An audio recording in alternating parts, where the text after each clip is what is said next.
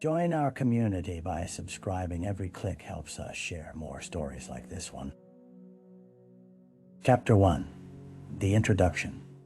In the small town of Everwood, nestled between rolling hills and dense forests, life moved at a deliberate pace. Its inhabitants savored the mundane pleasures of existence. The sun rising over the cafe on Main Street, the crisp air tinged with wood smoke in autumn, and the quiet rustle of leaves. But beneath this picturesque veneer, an undercurrent of tension simmered, a blend of secrets buried deep within the community's fabric. Late one autumn evening, the tranquility shattered when Sarah Donovan, a schoolteacher beloved by her students and neighbors alike, vanished without a trace. Her car remained parked outside her modest home, the keys left dangling in the lock, a haunting message echoing through the streets. Hours turned to days, and soon, worry shifted to fear. As the community banded together to search for Sarah, they found themselves grappling with the unsettling reality of the unknown. Friends and family scoured the surrounding woods, poster boards covered with her smiling face transformed into desperate pleas for information. Listeners combed through every possible lead. But as initial hopes waned, shadows of doubt crept in. Shadows of doubt. Rumors skittered through stubborn gossip, whispers of hidden lives and unusual behavior, slowly unraveling the fabric of a seemingly close-knit town. Over time, a stark realization unfolded. In the depths of Everwood's idyllic charm lay an intricate tapestry of human complexity, where everyone wore masks, hiding truths just below the surface. And as winter approached, questions lingered like frost on the windowpane. Who would harm the kind-hearted teacher, and why? Chapter 2. The Victim. Sarah Donovan was not just a teacher. She was a cornerstone of her community. Known for her unwavering patience and infectious enthusiasm, she had a gift for igniting curiosity in the hearts of her students. The walls of Everwood Elementary echoed with laughter as she inspired future generations. Yet, away from the classroom, Sarah's life bore the weight of unspoken burdens. At 34, her bright blue eyes often seemed to harbor unreachable depth. Friends described her as introspective and fiercely independent. But beneath her friendly demeanor lay shadows of solitude. As she poured her energy into her work, those closest to her noticed she often shied away from social events, choosing instead nights filled with books and quiet reflection. It wasn't until the night of her disappearance that whispers of turmoil began to weave through the tight-knit community. She had recently endured a painful breakup with Tom, a local mechanic whose charm had captivated her, but whose unpredictable moods often left her feeling trapped. Sarah had confided in her closest friend, Lisa, about the emotional toll it took on her. She spoke of feeling lost and unsure of what she wanted from life. Still, no one could have predicted the horror that would soon engulf her world. Friends described her home as a sanctuary, where the aroma of her favorite lavender candles filled the air. Yet there were tales of uncertainty, an unopened envelope from a bank, an increasing number of late-night texts from an unknown number, and the way her laughter sometimes faded too quickly, replaced by a distant gaze. With every passing day that Sarah remained missing, the realization grew stark.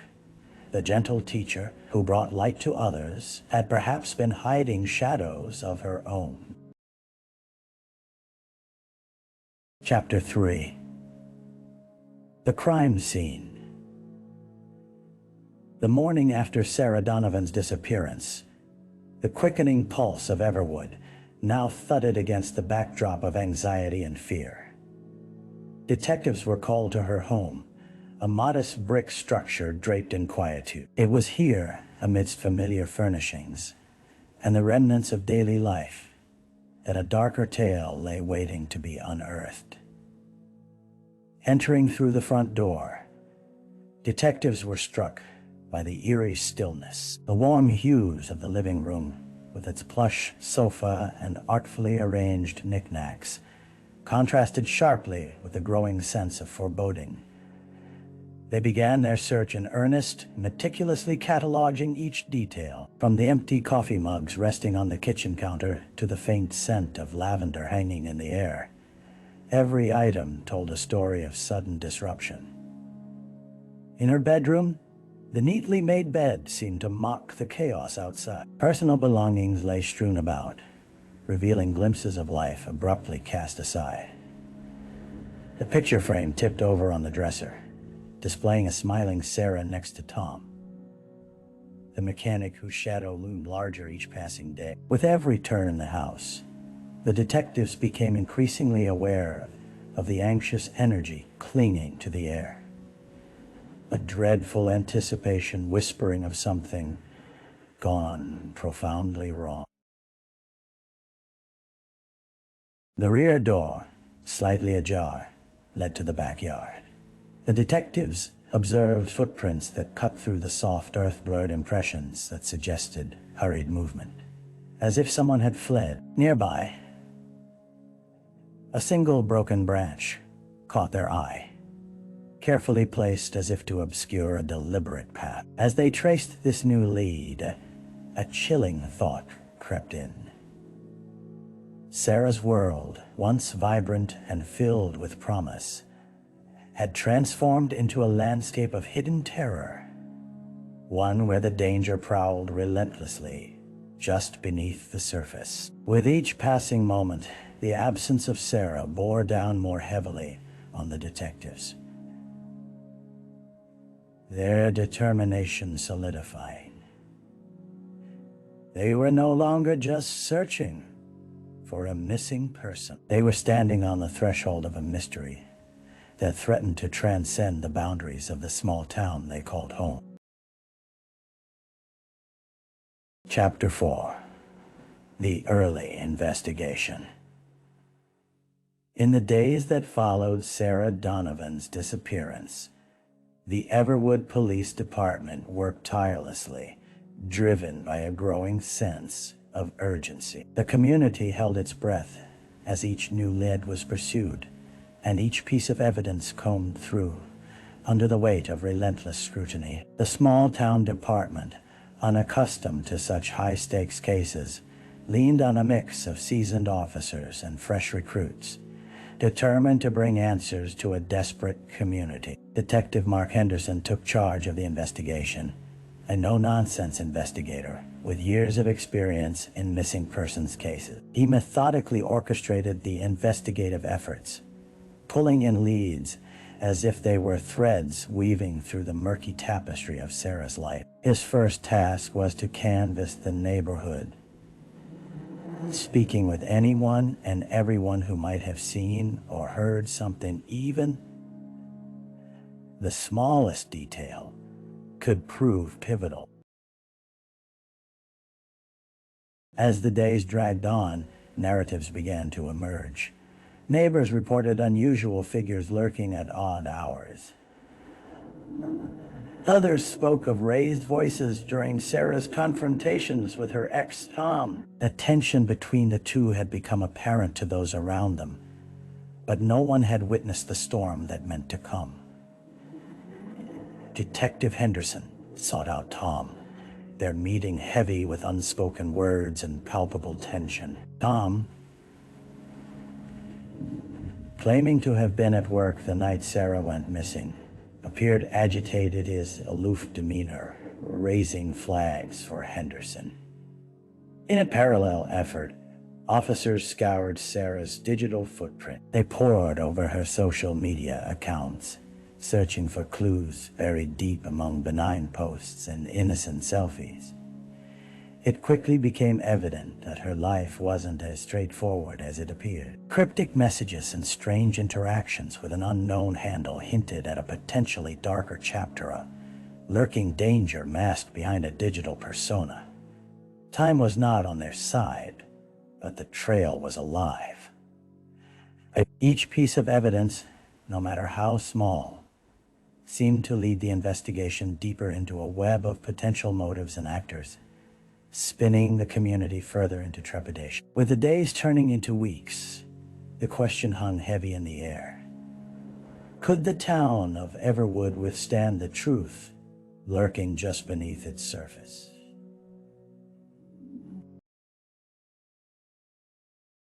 Chapter 5. The Dead Ends.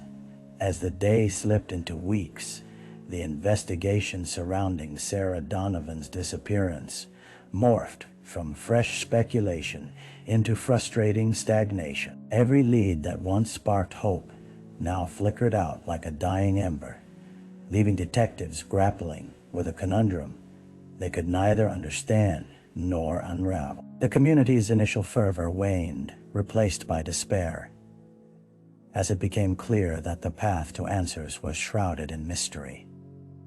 Detective Mark Henderson stood in the dim light of the precinct, ruing every dead-end encounter. The lead on Tom had come to nothing. His alibi was confirmed by several co-workers, and the scrutiny of his relationship with Sarah unearthed nothing but heartbreak. As Tom went on with his life, it felt miraculous that anyone could maintain composure in the face of such overwhelming loss. Henderson and his team expanded their search, looking at other unsolved cases in the area, a tactic that sometimes yielded surprising connections. Here, too, they encountered brick walls. Each report of suspicious sightings fell flat, offering only vague descriptions or lead weights tethered to nowhere. The digital probe into Sarah's communications, once promising, revealed only benign exchanges with friends and colleagues, no immediate threats, no secret dealings.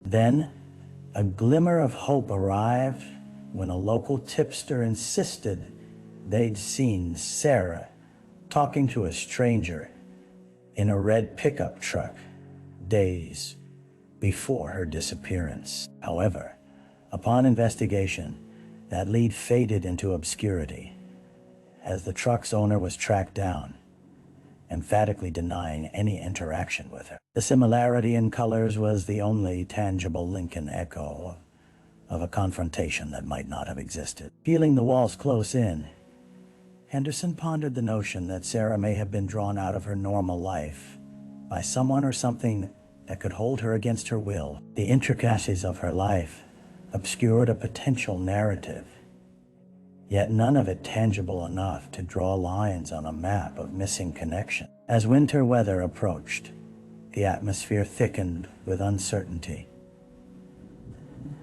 The town held its breaths, and hope began to slip like the daylight wrapped in early dark.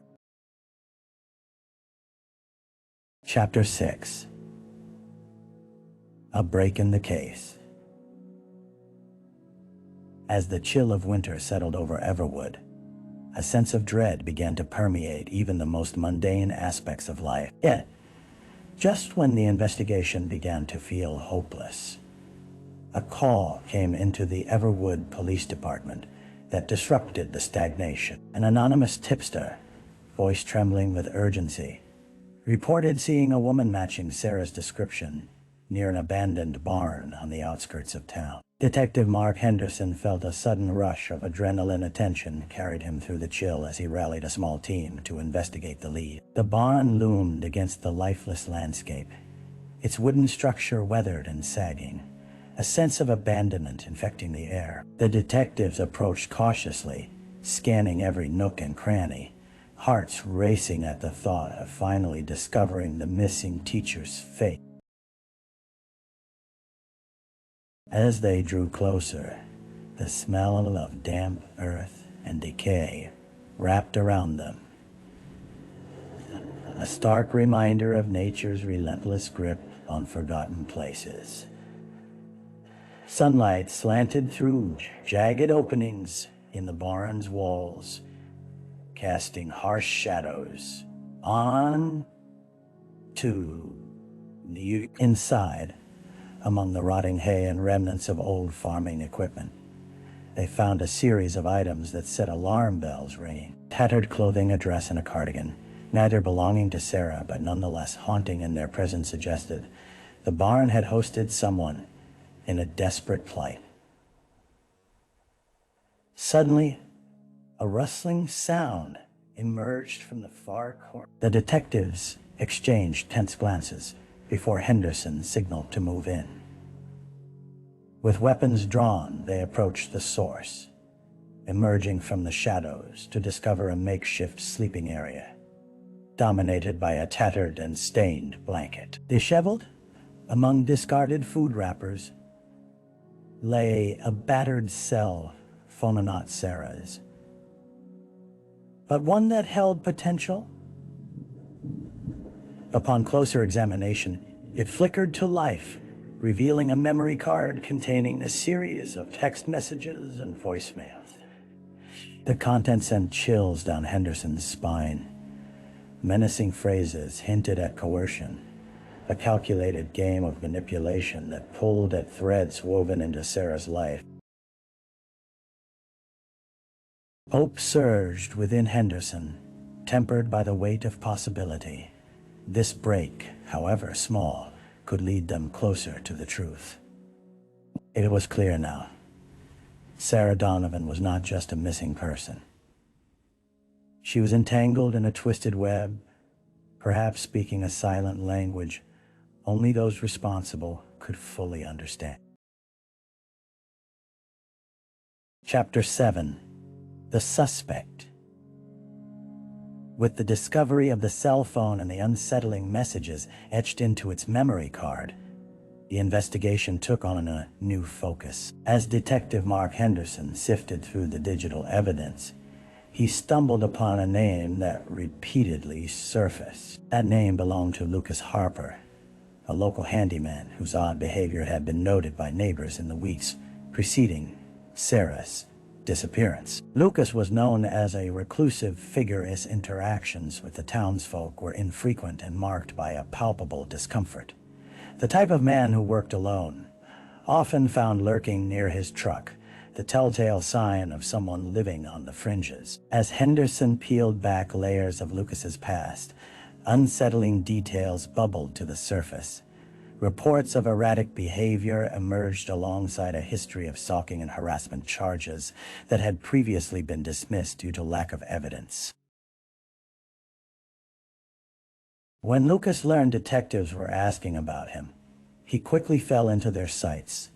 They approached him at his small house on the edge of town, a quaint facade belied by the maelstrom of chaos within. As the officers confronted him, his alibi fell apart like sand in an hourglass, claimed to have been busy fixing a neighbor's fence late the night Sarah vanished. This alibi was strained, and as they pressed for specifics, it became evident that Lucas was discomfited under the weight of scrutiny. In the ensuing interrogations, his responses grew increasingly erratic, his eyes darting about the room as if seeking an escape. The detectives pressed him for details about the cell phone found at the barn, but he maintained that he had never seen it before, a flimsy defense that only solidified their suspicion. Equipped with a search warrant, the team descended on his property, desperate to uncover anything that might link Lucas to Sarah. As they searched through cluttered rooms filled with discarded tools, their hearts raced with every possible clue that could bridge the gap between the known and the unknown. But in a small town where everyone seemed to know everyone, Lucas Harper now stood at the center of a storm, the suspect in a case that had captivated their lives and shattered their peace. The swirling whispers in the community had shifted from speculation to an urgent plea for justice, and Lucas quickly became the embodiment of their fears, a reminder that sometimes the person closest to home could conceal darkness that shrouded the far brightest light. Chapter 8. The Trial.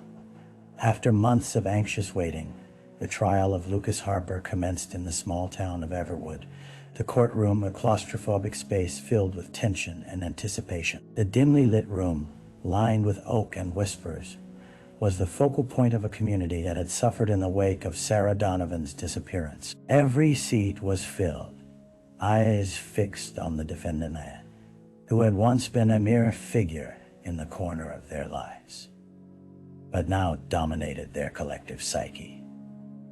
As the trial unfolded, emotion crackled in the air. The prosecution relied heavily on the digital evidence recovered from Lucas's cell phone, which contained a series of menacing messages directed at Sarah. Presenting them to the jury, the lead attorney painted a vivid picture of a man obsessed, echoing rumors and sentiments that had spread through town like wildfire.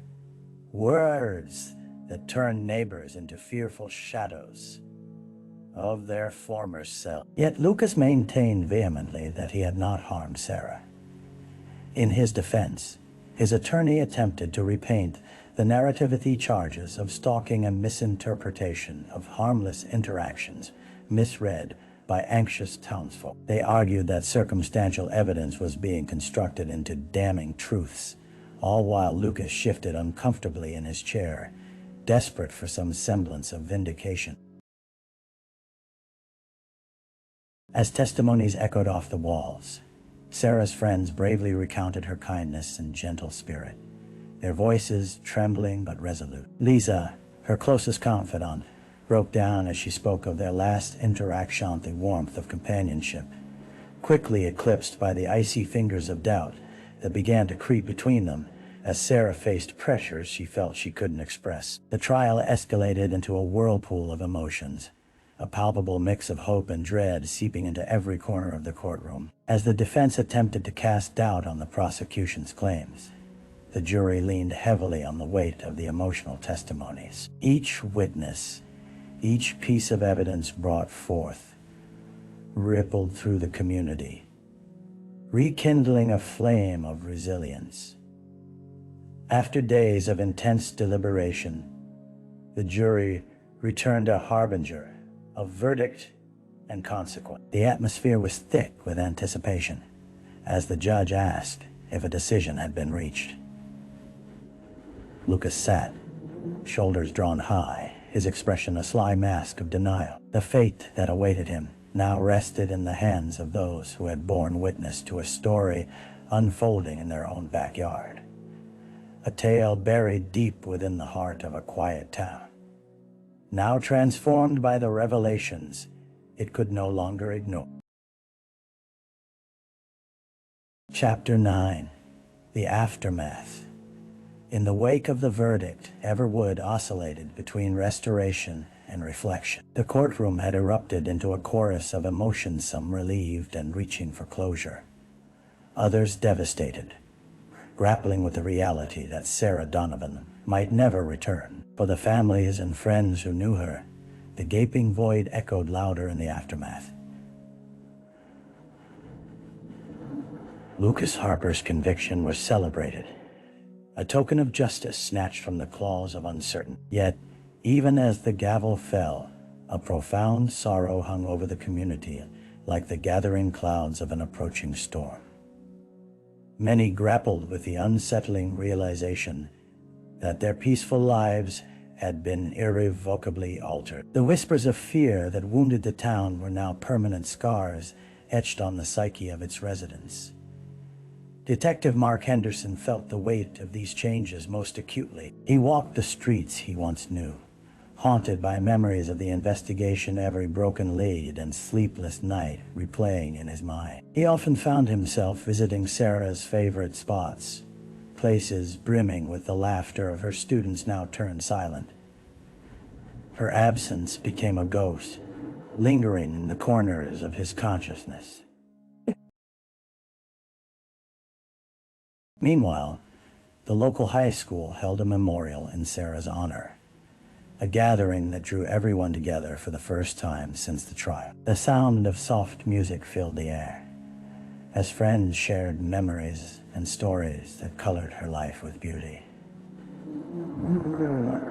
Laughter mingled with tears, a bittersweet acknowledgement of the woman who had touched so many lives. Though justice had been served, the sense of safety that once enveloped Everwood felt like a distant memory. Parents now whispered to their children about the shadows lurking beyond the familiar streets they once trod with innocent abandon. The community struggled to reclaim its innocence, every siren a chilling reminder of the darkness that dwelled just beneath the surface. As winter slowly surrendered to spring, efforts blossomed to reinvent the town's narrative. Initiatives emerged aimed at fostering open discussions about mental health, community vigilance, and the importance of support networks. Sarah, once a figure of light, became a resounding symbol of the urgent need for vigilance, helping to forge a stronger community in the face of adversity. In the end, while shadows continued to dance in the corners of Everwood, they now carried the promise of collective strength, resilience born from pain, and the belief that together they could emerge into the light once more. Chapter 10. Reflection.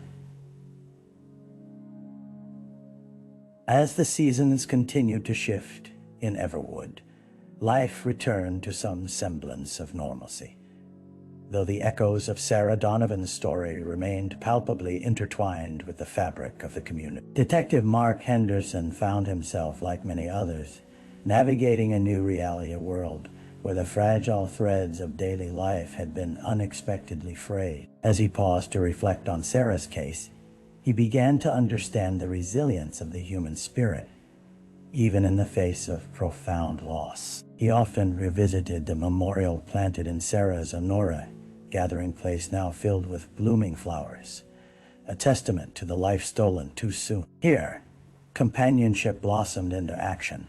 Citizens formed groups to ensure every person's story mattered. Each voice had a chance to echo vividly throughout their small town. The gatherings fostered connections, creating a sense of unity that felt both empowering and healing. In quiet moments, Henderson still replayed the investigation in his mind, wrestling with the relentless what-ifs that saturated his thoughts. But he clung to the lessons learned, reminding himself that awareness could sometimes nurture hope amidst uncertainty.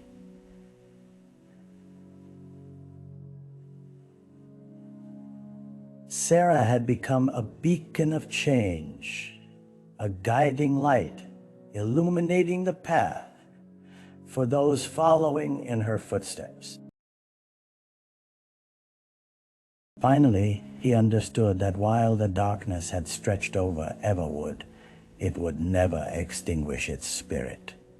The town was forever altered, yet they had chosen to transform grief into purpose, healing into act. As spring sighed into summer, the world felt ripe for renewal, a promise that the stories they carried would not fade, but would become a source of strength.